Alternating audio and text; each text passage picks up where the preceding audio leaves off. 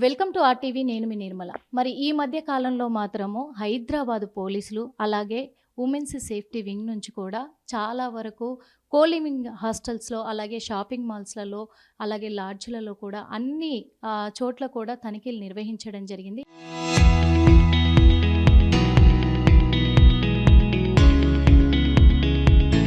ఎందుకంటే మహిళల పట్ల ఈ మధ్య కాలంలో చూస్తున్నాం షాపింగ్ మాల్స్లలో కూడా సీక్రెట్ కెమెరాలు, స్పై కెమెరాలు అమరుస్తూ ఉన్నారు. కాబట్టి అలాంటివి గతంలో ఛేదించినవి కూడా ఉన్నాయి.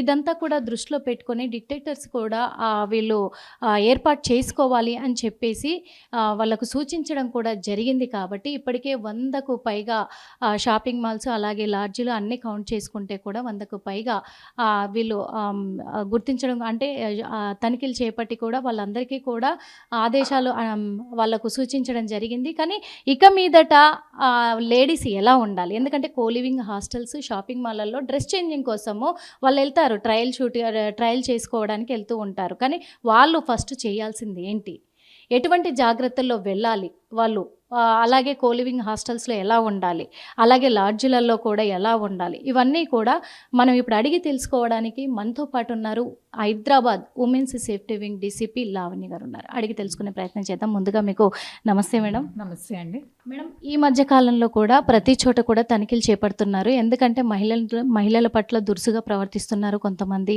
అలాగే ఈ సీక్రెట్ కెమెరాలు, స్పై కెమెరాలు పెట్టి కూడా ఆ వీడియోలను రికార్డ్ చేసి వాళ్ళు వీళ్ళను బెదిరింపులకు గురి చేయడము అలాంటివి కూడా చేస్తున్నారు. కాబట్టి ఇవన్నీ మీ దృష్టికి వచ్చి ఇప్పుడు ప్రతి చోట కూడా షాపింగ్ మాల్స్లలో అన్నిట్లలో కూడా తనిఖీలు నిర్వహించారు. ఎలా జరుగుతుంది? షీ నేత్ర అనే ఒక యునిక్ ప్రోగ్రామ్ తోటి మా సిపి గారి ఆదేశాల మేరకు, సజ్జనార్ సార్ గారి ఆదేశాల మేరకు మేము ఈ యొక్క షీ నేత్ర ప్రోగ్రామ్ అనేది స్టార్ట్ చేయడం జరిగింది. ఇందులో ఎక్స్క్లూజివ్గా 2 to 3 మెంబర్ టీమ్స్ అనేవి మనము ప్రతి జోన్కి కూడా పంపించడం జరుగుతుంది. ప్రతి పోలీస్ స్టేషన్ పరిధిలో ఉన్నటువంటి అడ్వైజరీస్ ఇష్యూ చేసినటువంటి ఎస్టాబ్లిష్మెంట్స్ ఏవైతే ఉన్నాయో వాటిలో ఆకస్మిక తనిఖీలు, స్పై కెమెరాలు ఉన్నాయా, ఫర్ ఎగ్జాంపుల్ ట్రయల్ రూమ్ కానివ్వండి, హోటల్ రూమ్ కానివ్వండి, ఓయో రూమ్ కానివ్వండి, అట్లాగే చేంజింగ్ రూమ్స్ కానివ్వండి, ఇంకేదైనా ప్లేసెస్, వాష్రూమ్స్ కానివ్వండి, ఇట్లాంటి ప్లేసెస్లో అమ్మాయిలని చిత్రీకరించడానికి స్పై కెమెరాలు ఎక్కడైనా ఉపయోగిస్తే వాటిని డిటెక్ట్ చేయడానికి షీనేత్ర టీమ్స్ ఈ యొక్క spy cam detecting devices use చేసి డిటెక్ట్ చేయడం అనేది జరుగుతుంది. దీనికి సంబంధించిన అడ్వైజరీస్ అన్ని పబ్లిక్ ఎస్టాబ్లిష్మెంట్స్ వాళ్ళకి ఇష్యూ చేయవలసిందిగా ఆ యొక్క అడ్వైజరీలను కూడా పోలీస్ స్టేషన్లకి పంపడం జరిగింది.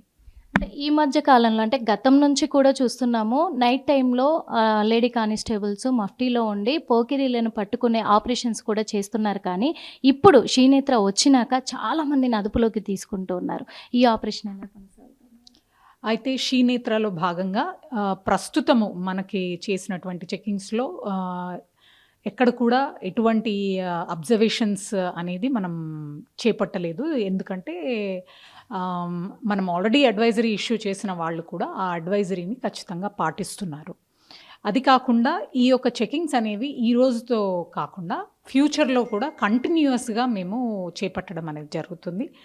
ఎవరైనా అమ్మాయి తను వెళ్ళిన షాపింగ్ మాల్ కానివ్వండి, తను వెళ్ళిన ఓయో రూమ్ లేదా హోటల్ రూమ్ కానివ్వండి, ఇతరత్ర private spaces with in public establishments కానివ్వండి, అక్కడ వాళ్ళకి ఏదైనా డౌట్ గనక వస్తే, ఏదైనా పగిలి ఉంది లేదా ఏదో షార్ప్గా కనిపిస్తుంది, మాకు ఇక్కడ మమ్మల్ని చిత్రీకరిస్తున్నారు అని అనిపిస్తుంది అని అనుకున్న ప్లేసెస్ అన్నీ కూడా అమ్మాయిలు దే కెన్ కాల్ డయల్ 100 లేదా 9490616555 నంబర్కి కాల్ చేసి మీ యొక్క కన్సర్న్ని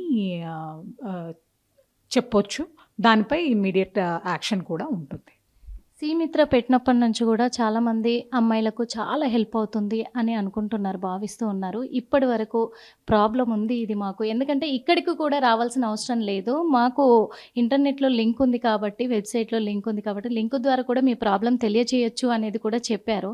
అలా ఏమైనా కంప్లైంట్స్ వస్తున్నాయా? డైరెక్ట్‌గా మా వద్దకు రావట్లేదు. సీమిత్ర అనే ఏదైతే మనము ప్రాజెక్ట్ ఉందో, ఆ ప్రాజెక్ట్‌కి రిపోర్టింగ్ అనేది జరుగుతుంది. ప్రస్తుతం ఏదైనా ఆన్‌లైన్ హారాస్మెంట్ కానియండి, ఫోటోస్ పెట్టి బ్లాక్‌మెయిలింగ్ చేయడం కానియండి, అమ్మాయిలని వాళ్ళ ప్రైవేట్ వీడియోస్ కానీ, ఇంతకుముందు షేర్ చేసుకున్న ప్రైవేట్ ఫోటోస్ కానీ, దాంతో బ్లాక్‌మెయిలింగ్ చేస్తున్నా కానీ, మా షీ టీమ్స్ వాళ్ళని హ్యాండిల్ చేస్తున్నారు. దాదాపు పర్ డే ఆల్మోస్ట్ 5 కేసులు 2 నుండి 5 కేసుల వరకు కూడా షీ టీమ్స్‌కి రిపోర్ట్ అనేది చేయడం జరుగుతుంది.